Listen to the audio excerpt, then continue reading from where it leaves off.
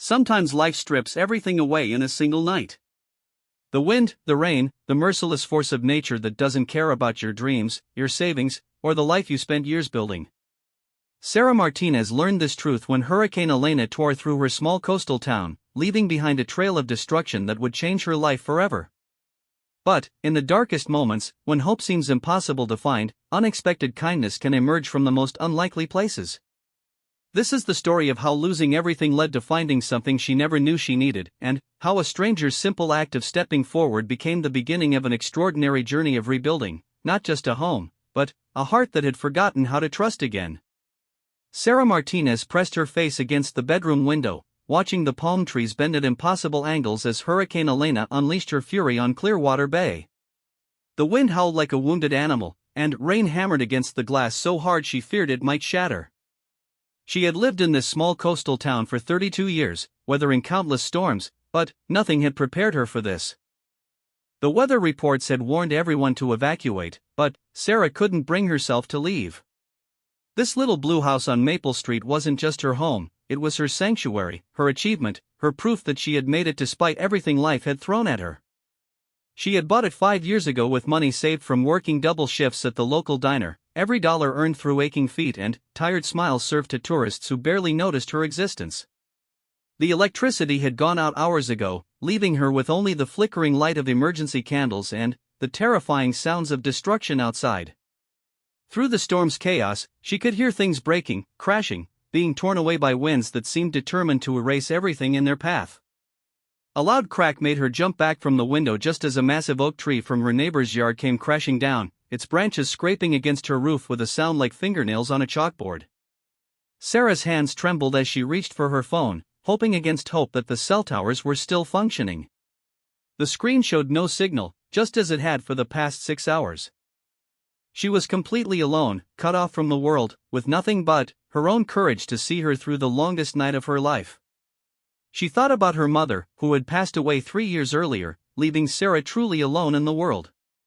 Maria Martinez had been a fighter, working as a seamstress to support her daughter after Sarah's father abandoned them when she was just 8 years old. Mija, her mother used to say, "We may not have much, but we have each other, and we have strength. That's enough."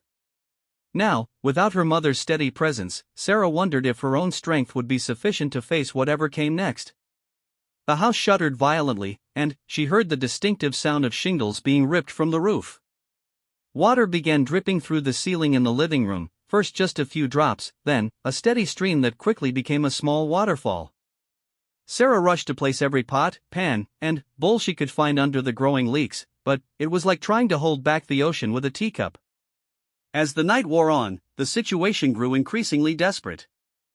The wind had shifted direction, and now the storm was attacking the house from a different angle, finding weaknesses that had never been tested before.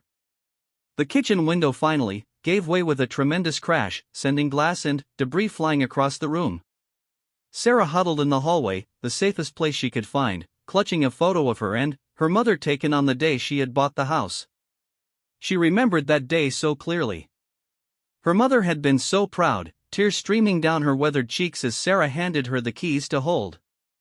"Look what my daughter has accomplished," Maria had whispered, as if she couldn't quite believe it was real. They had spent the afternoon walking through each room, planning where furniture would go, what colors to paint the walls, how they would plant a small garden in the backyard.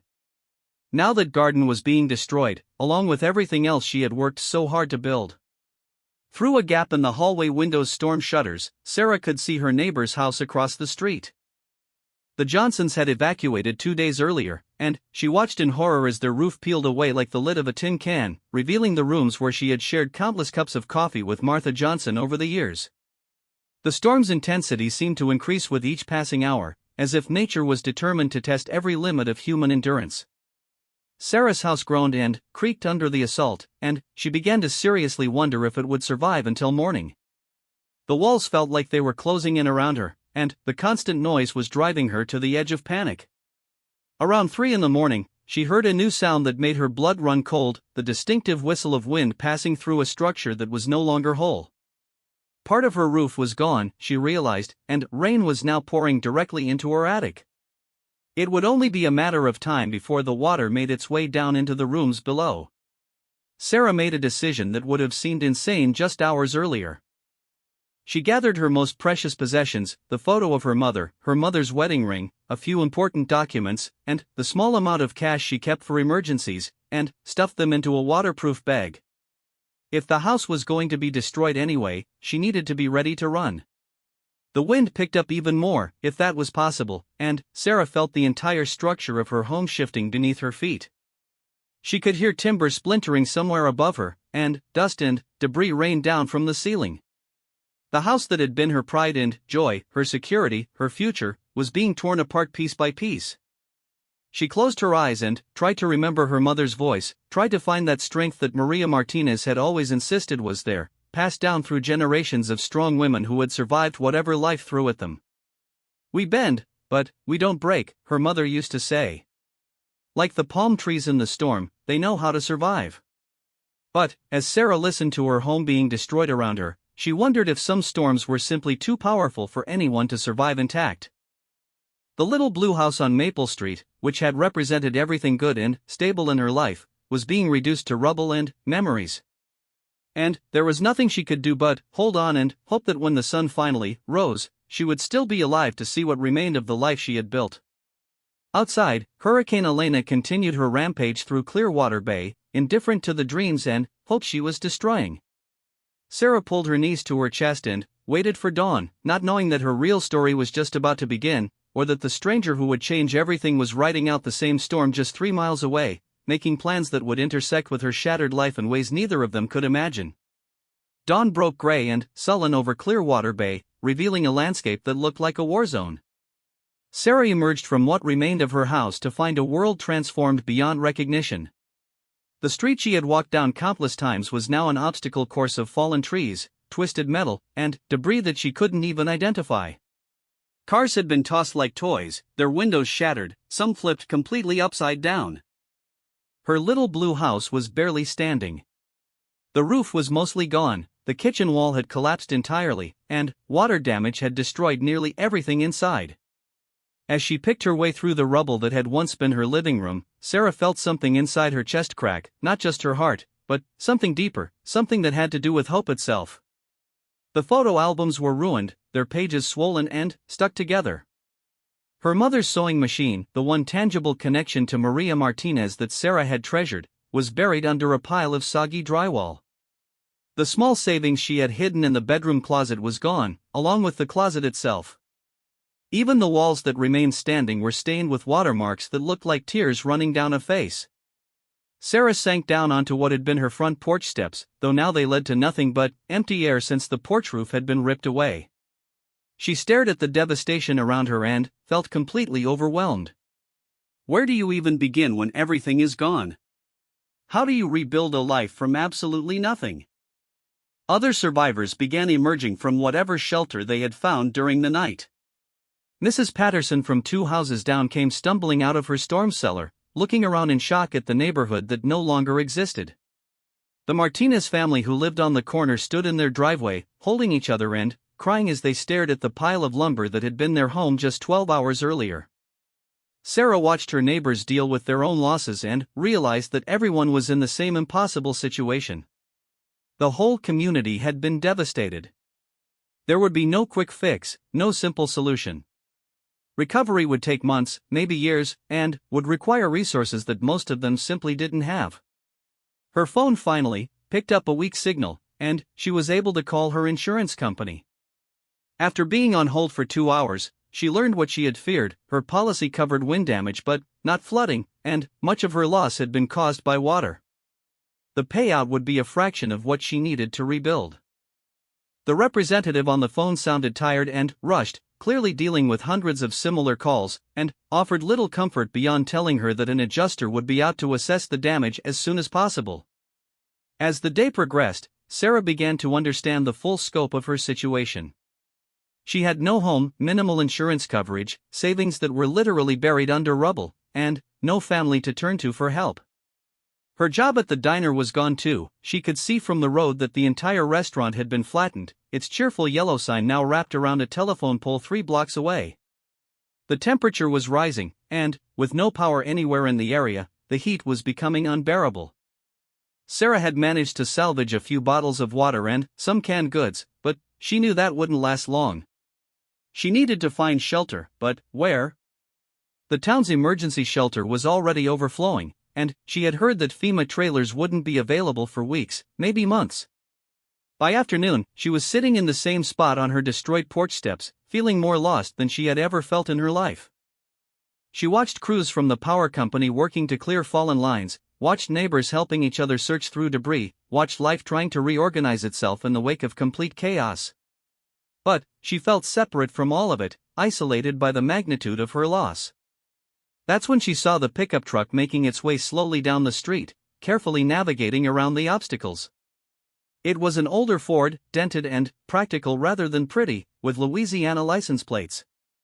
The driver was clearly looking for something, or someone, stopping occasionally to check house numbers that were mostly no longer there. The truck pulled up in front of what remained of Sarah's house, and a man got out. He was probably in his early 40s, tall and lean with graying hair and hands that looked like they knew hard work. He wore jeans and a simple blue t-shirt, both clean despite the chaos around them, and he moved with the quiet confidence of someone who was used to handling difficult situations. "Excuse me," he called out to Sarah. "I'm looking for 247 Maple Street. Would that be your place here?" Sarah nodded, confused. She had never seen this man before in her life. "That's my address, yes. What's left of it anyway? Can I help you with something?" The man walked closer, stepping carefully over the debris. Up close, she could see kindness in his dark eyes, though he looked tired, like he had been driving for a long time. "My name is David Torres," he said. "I'm a contractor from Baton Rouge. I've been doing storm recovery work for about 15 years now, and I heard about what happened here. I came to see if I could help." "Help how?" Sarah asked, her voice sharper than she intended. She had learned to be suspicious of strangers offering help, especially when she had nothing left to lose except what little dignity remained to her.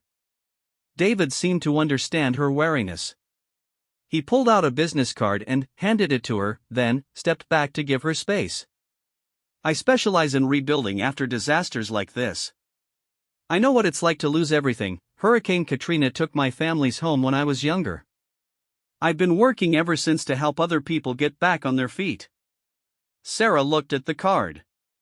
It was simple, professional, with contact information and a license number. Nothing flashy, nothing that promised miracles. "Mr. Torres, I appreciate the offer, but I should be honest with you. I don't have money for a contractor. I barely have money for food." "I figured as much," David said matter-of-factly. "That's not why I'm here. I've got some time before my next job starts, and I've got materials left over from other projects. I was thinking maybe we could work something out." Sarah stared at him. "Work something out how?" David looked around at the destruction, then back at her house. "Well, the foundation looks solid. Most of the framing on the south side survived. With some work, this place could be livable again. Nothing fancy, but safe and dry. I could do the major structural work, help you get the roof back on, make sure the electrical and plumbing are up to code." "In exchange for what?" Sarah asked. There had to be a catch. In her experience, nobody did something for nothing, especially not strangers. "How about this?" David said, sitting down on the bumper of his truck so they were at eye level. "I'll cover the materials and do the work. You help where you can, learn some skills along the way. When you're back on your feet, and I mean really back on your feet, with a job and some savings, you pay me back what you can. No interest, no timeline, no pressure. And if you're never able to pay it back, well, then, consider it my contribution to getting this community rebuilt." Sarah felt tears starting to form, and she blinked them back angrily. She had cried enough for one lifetime. "Why would you do that? You don't even know me." David was quiet for a moment, looking at the destruction around them. "When Katrina hit, my family lost everything too. We were living in our car for 3 weeks until a contractor from Texas showed up and offered to help us rebuild. He said the same thing to my dad that I'm saying to you: pay it back when you can, and if you can't, pay it forward instead. What happened to him? The contractor? He became like family to us. Still is. He taught me everything I know about construction, about helping people, about what it means to step up when someone needs you. David stood up and brushed dust off his jeans. I'm not trying to pressure you, Ms. Martinez. I can see you've been through hell, and the last thing you need is someone pushing you to make decisions you're not ready for. But the offer stands. I've got nowhere else to be for the next 6 weeks, and this looks like exactly the kind of project I came here to find. Sarah looked at her destroyed home, then at this stranger who had appeared out of nowhere with an offer that seemed too good to be true. Everything in her life experience told her to be careful, to protect herself, to assume that anyone offering help had ulterior motives. But something in David's manner, something in the way he had stepped back to give her space, something in the genuine concern in his eyes, made her want to believe that maybe, just maybe, there were still good people in the world. I don't know what to say, she admitted. You don't have to say anything right now, David replied. Think about it. I'm going to be in town for a few days anyway, helping with some of the emergency repairs around the area. You can find me at the Red Cross station downtown if you decide you want to talk more about it. He handed her a bottle of water from his truck and a sandwich wrapped in plastic. And take these. You need to eat something. As David drove away, Sarah sat holding the water and sandwich, staring at his business card. For the first time since the storm had ended, she felt something other than despair. It was tiny, fragile, barely recognizable after everything she had been through, but it was definitely there. It felt almost like hope. Sarah spent 3 sleepless nights thinking about David's offer before she finally walked to the Red Cross station downtown. She found him exactly where he said he would be, working alongside a team of volunteers to repair the roof of the community center. He was balanced on a ladder, his shirt soaked with sweat, patiently showing a teenage volunteer how to properly nail down shingles. When he saw her approaching, David climbed down and excused himself from the group. I wasn't sure if you'd come, he said, wiping his hands on a towel. I wasn't sure either, Sarah admitted. But I keep thinking about what you said, about paying it forward. I've never been in a position to help anyone else because I was always just barely getting by myself.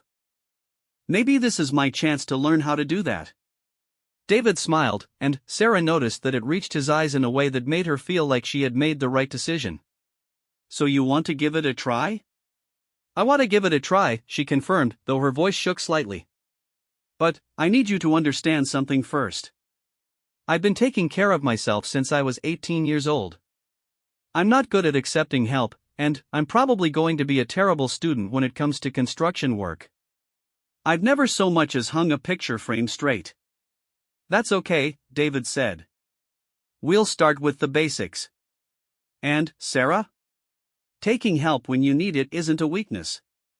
It's just smart. They walked back to Maple Street together, and David spent an hour showing Sarah what could be salvaged and what would need to be completely rebuilt. He explained his plan in terms she could understand, sketching rough diagrams on pieces of cardboard and pointing out which walls would need to come down and which could stay. The good news is that hurricanes are usually honest about their damage, he said, kicking at a piece of rotted drywall. What looks bad usually is bad, but what looks okay usually is okay. We're not going to find a lot of hidden problems that surprise us later. The first week was the hardest. Sarah had never done physical labor like this before, and her body protested every movement.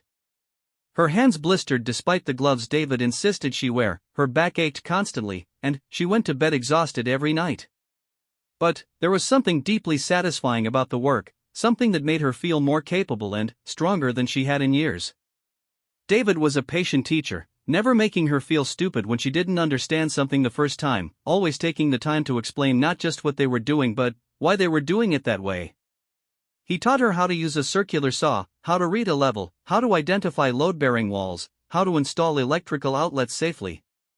Construction is like a language, he explained one afternoon as they worked on framing the new section of roof.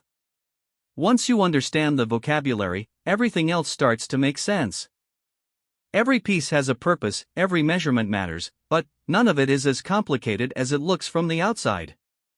As the days passed, Sarah began to see her house transform from a pile of debris into something that looked like a home again. More importantly, she began to feel like she was transforming too. The work was giving her back a sense of control over her life, a feeling that she could handle whatever challenges came next.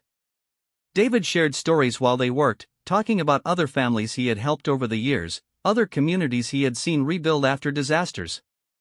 He talked about his own family too, his parents who had worked multiple jobs to support their children, his sister who had become a teacher, his nephew who was studying engineering and wanted to follow in his uncle's footsteps. "What about you?" Sarah asked one day as they took a break from installing new kitchen cabinets. "Do you have a family of your own?" David was quiet for a moment, his expression becoming more serious. "I was married once. Lisa. We met right after I started doing recovery work, and she understood what it meant to me. She used to travel with me sometimes, helping families get organized while I handled the construction work." "What happened?" Sarah asked gently. "Cancer," David said simply. 5 years ago. She fought hard, but sometimes fighting hard isn't enough." He was quiet for another moment, then continued. "Before she died, she made me promise I wouldn't stop doing this work. She said it was the most important thing either of us had ever done, helping people rebuild their lives. I think she knew I was going to want to quit, to just hide from the world for a while." Sarah felt a deep ache in her chest, recognizing the particular kind of loss that comes from watching someone you love slip away despite everything you do to save them. "I'm sorry," she said, meaning it completely. "She would have liked you," David said, smiling a little. "Lisa always said that the people who rebuild the strongest are the ones who understand what it means to lose everything. They don't take anything for granted the second time around." By the 4th week, the house was starting to look like a real home again. The roof was solid, the walls were straight and true, the electrical system was up to code, and the plumbing worked properly. Sarah had learned to hang drywall, to tape and mud seams until they were invisible, to paint with steady, even strokes that left no brush marks. More importantly, she had learned things about herself that she had never known before. She was stronger than she had realized, more capable, more resilient. She could solve problems, adapt to challenges, push through discomfort to accomplish goals that had seemed impossible when she started. "You know," David said on the day they installed the new front door, "I think you're ready to take on some projects of your own. Mrs. Patterson next door has been asking about getting some basic repairs done, and the Johnsons called yesterday about rebuilding their kitchen. If you're interested, I could recommend you for the smaller jobs." Sarah looked at him in surprise. "You think I'm ready for that?" "I think you've been ready for about a week now. You just needed to believe it yourself." That evening, Sarah stood in her rebuilt kitchen, looking around at work that her own hands had helped to complete. It wasn't the fanciest kitchen in the world, the appliances were basic, the countertops were simple laminate, the cabinets were constructed from practical plywood rather than expensive hardwood. But it was solid, functional, and built to last. She thought about her mother, wishing Maria could see what her daughter had accomplished. She had not just rebuilt a house, she had rebuilt herself. The storm had taken away the life she thought she wanted, but it had led her to discover capabilities she never knew she possessed. David appeared in the doorway, carrying 2 bottles of beer and grinning. "I think this calls for a celebration," he said. They sat on the new front porch as the sun set, drinking their beer and watching neighbors work on their own rebuilding projects. Sarah had started helping 3 other families in the area, teaching them skills that David had taught her, passing along the knowledge and confidence she had gained. "I never thanked you properly," Sarah said eventually. "I don't just mean for the house.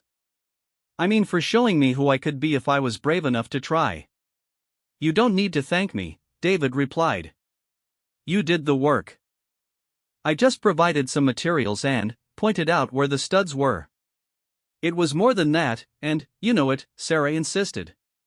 "You saw something in me that I didn't see in myself. You believed I could do this before I believed it." David was quiet for a while, watching the stars appear in the clear sky above their rebuilt neighborhood. You know what the best part of this job is? He finally said. It's not the building. It's watching people discover that they're stronger than they thought they were. You were always capable of this, Sarah. The storm just cleared away everything that was keeping you from seeing it. 6 months later, Sarah had established her own small construction business, specializing in storm recovery and repairs for elderly residents and single mothers who needed help but couldn't afford traditional contractors. She worked closely with David on larger projects and had developed a reputation throughout the region for honest work, fair prices, and genuine care for her clients' situations. She still lived in the little blue house on Maple Street, but now it was truly hers in a way it had never been before, not just because she owned it, but because she had built it with her own hands, understood every beam and wire and pipe that made it functional. When storms came now, she was no longer afraid. She knew how to prepare, how to protect what mattered, and, most importantly, how to rebuild whatever might be lost. David still came through town regularly, checking on projects and taking on new clients who needed someone to believe in their ability to recover from disaster. Sometimes he stayed for dinner, and they would sit on the porch talking about work, sharing stories about the families they had helped, planning new projects that would make their community stronger and more resilient. The storm had indeed left Sarah with nothing except the opportunity to discover everything she was capable of becoming. And David Torres, the stranger who had stepped forward when she needed him most, had not just helped her rebuild a house. He had helped her rebuild her faith in the possibility that tomorrow could be better than today, that kindness still existed in the world, and that sometimes losing everything was the first step toward finding yourself. As she often told the families she worked with now, quoting something David had taught her, "We bend, but we don't break. And, when the storm passes, we build back stronger than before."